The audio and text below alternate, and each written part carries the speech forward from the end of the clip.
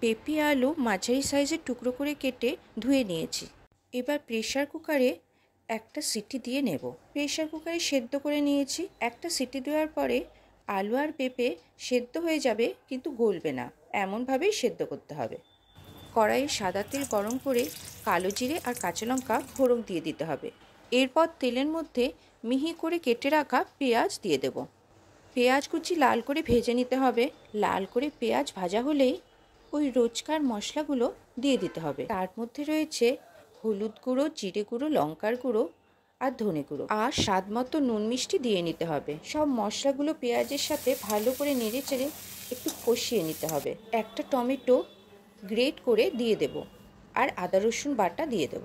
পেঁপে আলু সেদ্ধর যে জলটা রয়েছে সেটা ফেলে দেবেন না, সেটা কষানোর সময় মশলার মধ্যে অল্প করে দিয়ে দেব। মশলা কষানো হয়ে গেলে ওই সেদ্ধ করে রাখা আলু আর পেঁপে কড়াইয়ের মধ্যে দিয়ে দিতে হবে। নাড়াচাড়া করে মশলার সাথে আলু আর পেঁপে ভালো করে মিশিয়ে নেব, আর আরও কিছুক্ষণ রান্না হতে দিতে হবে। তবে খুব বেশিক্ষণ রান্না করার দরকার নেই, কারণ আলু আর পেঁপে সেদ্ধ করাই রয়েছে।